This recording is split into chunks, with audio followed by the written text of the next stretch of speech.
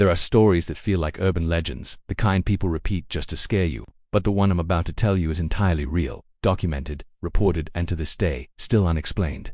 It happened in Leeds, England, 1999, inside a semi-detached house known by neighbors as the Cold One.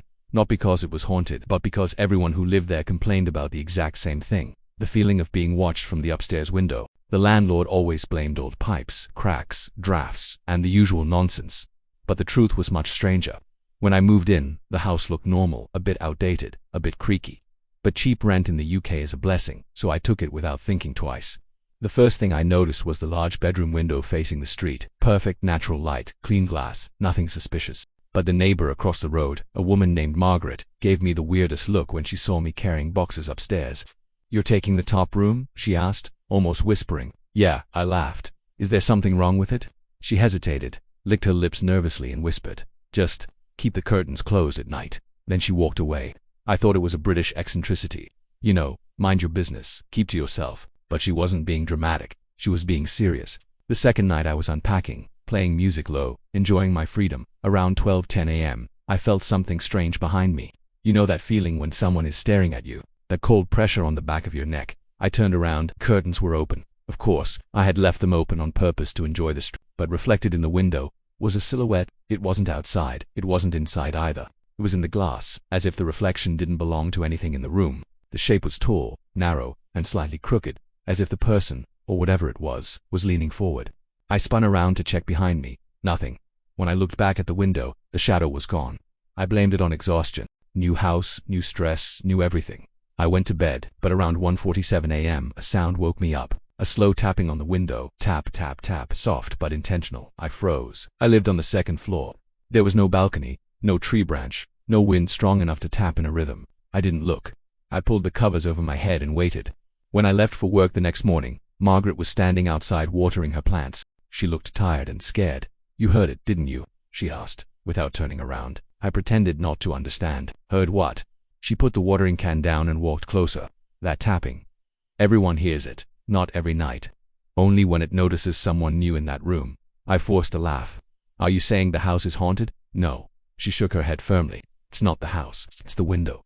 That sentence bothered me the entire day. The window. Not the room, not the building, the window itself. On night 8, I recorded everything. I set my camcorder facing the window before going to sleep. 1:42 a.m., something changed in the air. Like the temperature dropped, like the walls pulled in, like the world got smaller. I opened my eyes and saw it immediately. A face in the window, but not fully formed, not like a normal reflection. It looked like something trying to imitate a human shape, but doing it wrong. The jaw was too long, the eyes were too high, the neck looked stretched, and the movement, oh God, the movement. It tilted its head slightly like someone confused by what they're seeing, like it was studying me. I didn't scream. I couldn't. My entire body locked. Then the tapping started again, this time louder, faster, tap, tap, tap. But what horrified me wasn't the sound, it was the fact that the tapping matched the tilt of its head. For every tap, the head jerked slightly, as if communicating, as if asking to be let in. Finally, my instincts kicked in. I jumped from the bed, grabbed the curtains, and yanked them shut. Then I ran downstairs and stayed there until sunrise.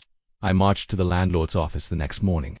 "You didn't tell me this place had issues," I said. He sighed, like he had given this speech many times before. "That window is original to the house. 1896, the craftsman who installed it said the glass was unusual. Something about the way it reflects light. Some people see things, some don't. It's nothing dangerous." I stared at him. "So you're telling me the window is haunted?" He shrugged, sipping tea like this was normal. "I'm telling you the window shows things. Things that may or may not be there." What kind of explanation was that?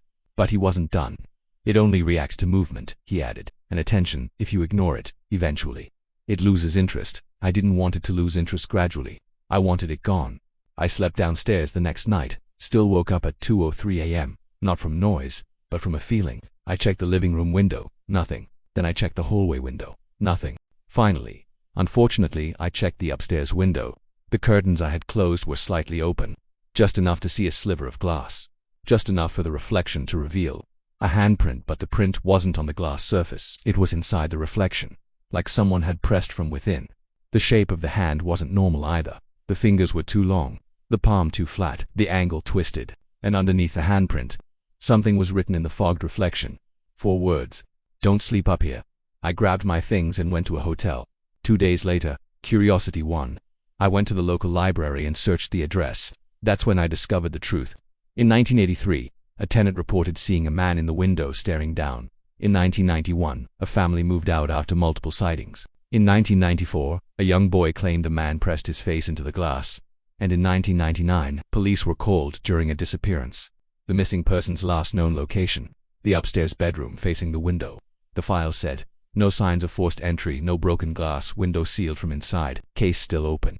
When I went back to the house to grab my lost box, I told myself, don't look at the window, don't give it attention. But something compelled me, just one last glance. And when I looked, my reflection didn't move with me. I turned my head, it stayed staring forward. I stepped back, it stepped closer. I lifted my hand, it didn't. The reflection's mouth opened slowly, painfully, like cracking old paint, and then, it smiled a thin, wrong, stretched smile. I ran out of the house, locked the door, and never went back. The landlord kept my deposit. Fine, he can keep the house too. A year later, I received a letter from Margaret. It only had one sentence: keep your curtains closed. It remembers faces. Thanks for watching. If you have a story that needs to be told, let me know in the comments below.